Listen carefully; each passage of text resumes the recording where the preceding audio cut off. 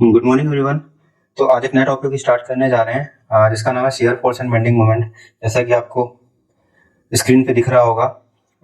अब देखो, इस टॉपिक का रेलेवेंस इतना ज़्यादा है कि अगर आपको ये टॉपिक सही से क्लियर नहीं हुआ तो बहुत सारे सब टॉपिक्स हैं जो कि इस टॉपिक के बाद में आते हैं, जिसमें आपको काफ़ी ज़्यादा प्रॉब्लम होने वाली है।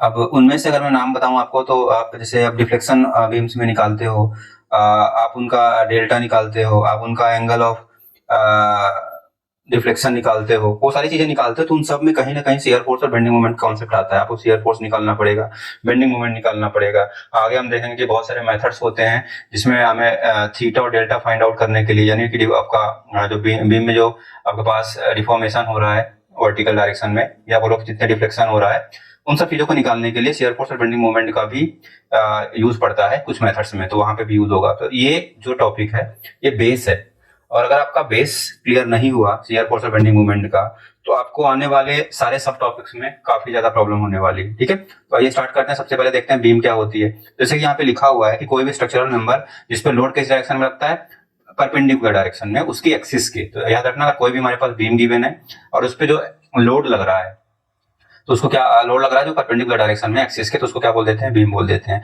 अब इसमें देखो बहुत सारे, इसीलिए इसी डेफिनेशन की वजह से क्या होता है, आपका जो रूफ टॉप होता है और इस पे आपके पास जो हॉरिजॉन्टल डायरेक्शन में आपके पास स्ट्रक्चरल एलिमेंट जाता है, उसको बीम बोलते हैं। और जो वर्टिकल डायरेक्शन में जो सपोर्ट मिलता है आपके रूफ को, उसको बीम ना बोल के क्या बोलते हैं, कॉलम, क्योंकि वहां पे लोड किस डायरेक्शन में लग रहा होता है, अलोंग द एक्सिस। लेकिन जो आपके पास हॉरिजॉन्टल मेंबर्स चलते हैं, जो आपने देखा होगा छतों पे होते हैं, हॉरिजॉन्टली जो रन कर रहे होते हैं, उसमें लोड कैसा लग रहा होता है, एक्सिस के परपेंडिकुलर, इसलिए उसको क्या बोला जाता है, बीम। अब क्या बीम होने का मतलब है कि लोड सिर्फ और सिर्फ परपेंडिकुलर डायरेक्शन में लगे? नहीं, ऐसा जरूरी नहीं है। अगर उसके एक्सिस के अलोंग भी लोड लग रहा है, बट उसका मैग्नीट्यूड, या बोलो कि उसकी नीड, या बोलो कि कंपेयर टू हमारे वर्टिकल जो लोड है, या बोलो ट्रांसवर्स जो लोड है, उसके कंपैरिजन में अगर उसका मैग्नीट्यूड काफी कम है, तो हमारे पास एनालिसिस में हम केवल वर्टिकल फोर्सेस को कंसीडर कर सकते हैं, या बोलो ट्रांसवर्स फोर्सेस को केवल कंसीडर कर सकते हैं, बीम के एनालिसिस को इजीली कर सकते हैं। ठीक है, तो उस केस में भी अगर जब हमारे पास वर्टिकल फोर्सेस डोमिनेट करते हैं हॉरिजॉन्टल फोर्सेस में, वो भी ह्यूज अमाउंट से, वहां पे भी हम क्या मान सकते हैं कि हाँ, वो उसको हम बीम कंसीडर कर सकते हैं for all the safe assumptions. ठीक है,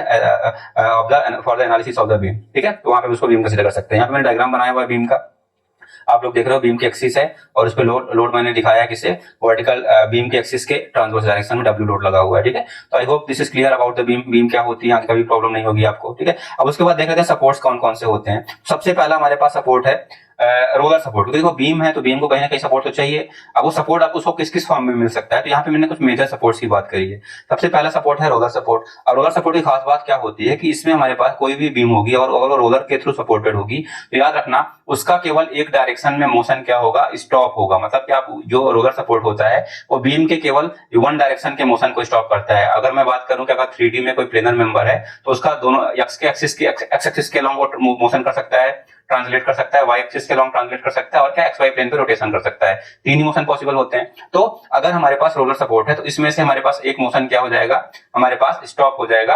या बोलो कि हमारे पास इस तरह का सपोर्ट क्या करेगा, एक मोशन को हमारे पास एक पर्टिकुलर डायरेक्शन में मोशन को रोक देगा। और वो मोशन यूजुअली कौन सी डायरेक्शन की होती है, वर्टिकल डायरेक्शन, क्योंकि बीम है। ठीक है, और यहाँ पे याद रखना ट्रांसलेट्स एक्स के डायरेक्शन में मोशन पॉसिबल होता है in case of roller support, केवल एक डायरेक्शन में मोशन सरेंडर होता है, वो भी कौन सी होती है, यूजुअली वर्टिकल डायरेक्शन। ठीक है, यहाँ पे बीम रोटेट भी कर पाएगी, एक्स एक्सिस के अलॉन्ग मूवमेंट भी हो पाएगा, बट वाई एक्सिस के along movement is usually not possible. ठीक है, पॉसिबल नहीं होता, इसलिए वहां पे रिएक्शन किस डायरेक्शन में आती है, वाई डायरेक्शन में। कुछ और तरीके हैं जिससे हमें रोलर सपोर्ट का पता चलता है। जो पहला डायग्राम मैंने रिएक्शन के साथ बनाया है, तो दूसरा डायग्राम मैंने बीम का हाफ पार्ट बनाया, वो दिखाया कैसे रोलर सपोर्ट है। ठीक है, दूसरे में भी देखो हमारे पास किस तरह से रोलर नीचे लगा हुआ है, उसके बाद सपोर्ट है वर्टिकल डायरेक्शन में। ऐसे तीसरा वाला केस है, इसको भी हम क्या बोलते हैं, हमारे पास रोलर सपोर्ट है because the reaction is acting only in the vertical direction. ठीक है, तो ये भी एक तरह का रोलर सपोर्ट ही होता है, इसको आप और किसी सपोर्ट में मत काउंट करिएगा। The third case is also in case of is the example of the roller support. ठीक है, यहाँ पे मैंने बता दिया कि रोलर सपोर्ट में रिएक्शन केवल एक डायरेक्शन में लगता है। ठीक है, तो I hope this is clear of the roller support. उसके बाद आ जाते हैं हिंज सपोर्ट क्या होता है।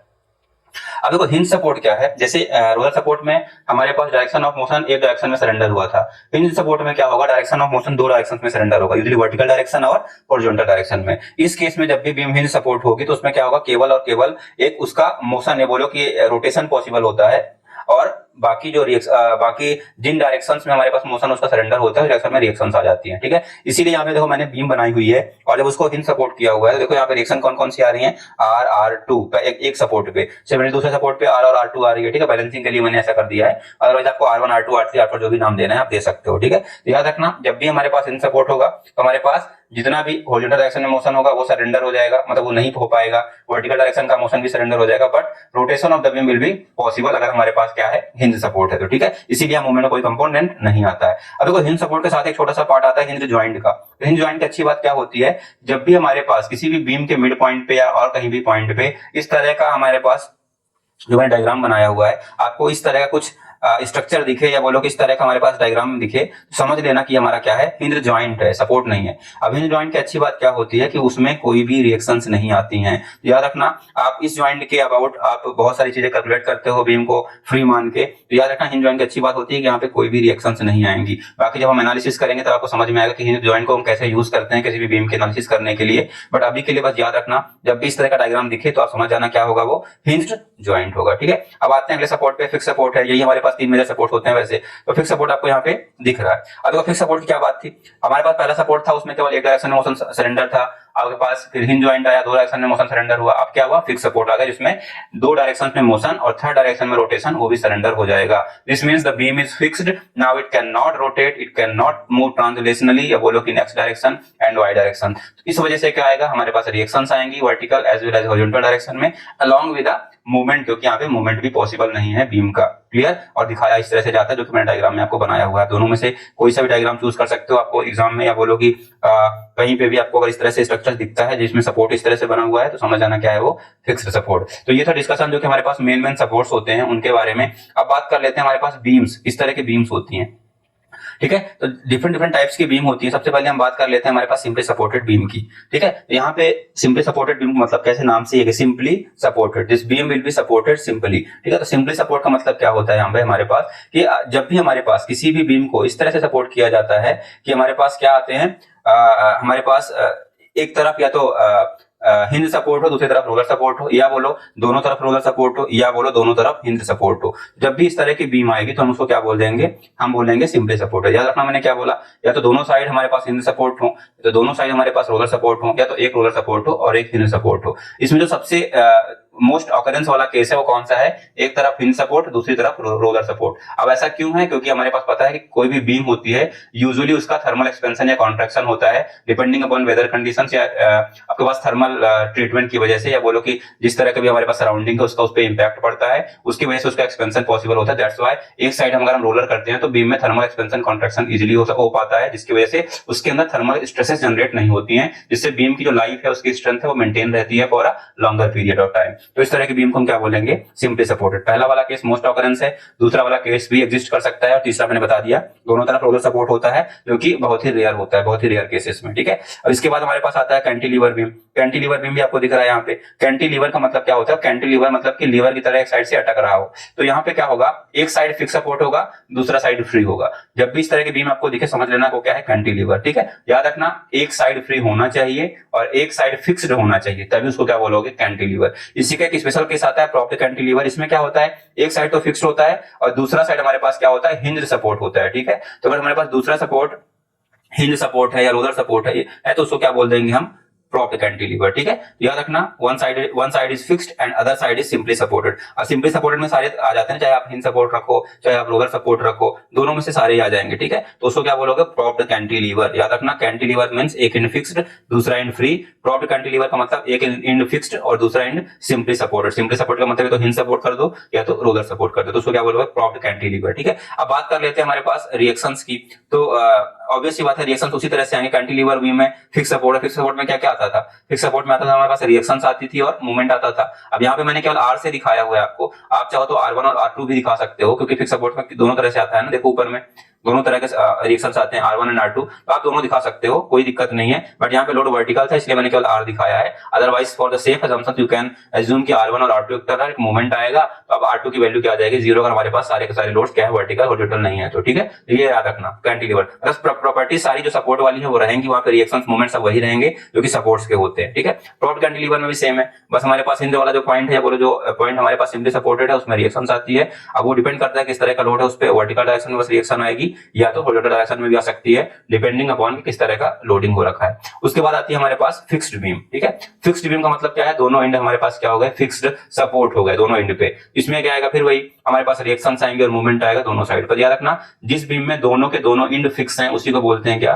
Fixed beam. ठीक है, बाकी रिएक्शंस आपका पता है कि फिक्स सपोर्ट में रिएक्शन कैसे आती है। ठीक है, उसके बाद एक स्पेशल केस आता है जो कि हम यूजुअली इग्नोर कर देते हैं, वो है कंटीन्यूअस बीम्स। कंटीन्यूअस बीम्स क्या होती हैं, अगर हमारे पास कोई भी बीम है और उसको मोर देन 2 सपोर्ट से सपोर्ट किया गया है, मतलब एक 2 से ज्यादा सपोर्ट है, तब हम उसको क्या बोलते हैं, कंटीन्यूअस बीम। यहाँ पे देखो हमारे कितने सपोर्ट्स हैं, 1, 2 एंड 3, 2 तो हिंज सपोर्ट है और एक हमारे पास रोलर सपोर्ट है। वो किसी भी तरह का सपोर्ट हो सकता है, but there must be more than 2 supports. अगर ऐसी बीम है इसमें मोर देन 2 सपोर्ट्स हैं तो उसको हम क्या बोलते हैं, कंटीन्यूअस बीम। ठीक है, अब वो कैंटिलीवर टाइप की भी हो सकती है, हमारे पास सिंपली सपोर्टेड टाइप की भी हो सकती है, but it must have at least 3 supports, या बोलो कि मोर देन 2 सपोर्ट्स। ठीक है, कंटीन्यूअस बीम। अब एक इसमें स्पेशल केस आता है स्टैटिकली इंडिटरमिनेट बीम्स। वो क्या होती हैं, तो याद रखना, जिस भी बीम की एनालिसिस हमारे पास जो static equation, static equilibrium equation जो होते हैं उनको यूज करके एनालिसिस ना की जा सके। एनालिसिस करने का मतलब क्या है, अगर हमारे पास बीम्स में जो सपोर्ट्स में जो रिएक्शंस आते हैं, जो मूवमेंट आता है, अगर हम उसकी कैलकुलेशंस इन 3 इक्वेशन, कौन कौन से,